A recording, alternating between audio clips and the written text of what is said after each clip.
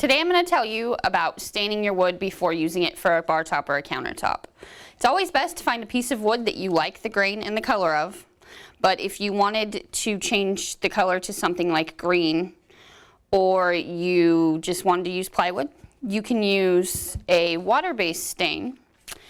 It's not real slick, it soaks into the wood really well. If you wait about 24 hours, you get this nice colored wood. It usually takes 2 to 3 applications, but that's depending on the color, the specific color that you want. You can always test that before on a piece of waste wood. I get a lot of questions about oil-based stains, or people who called me telling me they used an oil-based stain. And you can see the difference between the water-based and the oil-based stain, because the oil-based is kind of shiny, and the water-based looks really dry. When you go to put epoxy on the oil-based stain, it slips and slides everywhere and doesn't really stick to the surface. What I'm going to show you today is how to apply epoxy to the top of an oil-based stain. I put a coat of oil-based stain on this piece of wood, and then I applied AeroMarine's 321 epoxy resin. As you can see, there are a lot of pock marks and imperfections on the surface of the wood. To get this piece of wood ready for its next coat of epoxy, I'm going to go ahead and take a piece of medium grit sandpaper and just lightly sand the top, any air bubbles I see, and to help with adhesion of the next coat.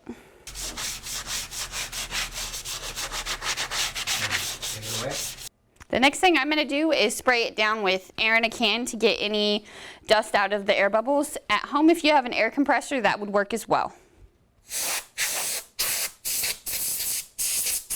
The next thing I'm going to do is take some acetone, and if you don't have acetone, there's a list of other cleaners on the technical data sheet you'll receive with your product that will work, but I'm just going to lightly wipe the surface, get any of the oil-based stain that I can off, and all the rest of the debris.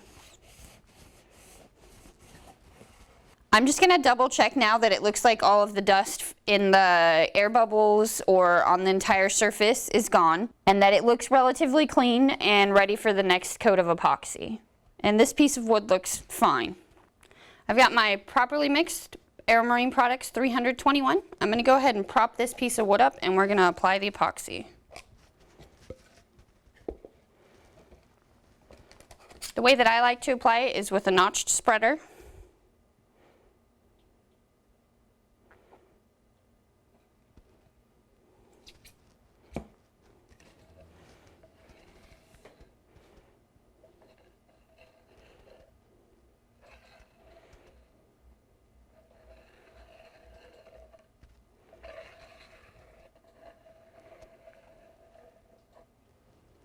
Now that we've finished applying our AeroMarine 321 epoxy resin, we're going to check it for air bubbles. If it has some air bubbles, we're going to go ahead and manage those.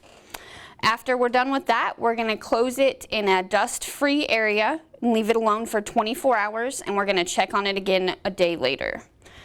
It's possible that this second coat won't come out perfectly, and in that case, you're going to go ahead and repeat the steps that I previously told you. And I'm going to go ahead and show you what a piece looks like when it's been finished. This is a piece of wood with oil-based stain after 3 coats of AeroMarine Products epoxy resin. You can't even tell that there were any defects in the surface on the underlying coats. It's got the nice grain and the really pretty color. You can get the AeroMarine Products 321 epoxy resin at aeromarineproducts.com.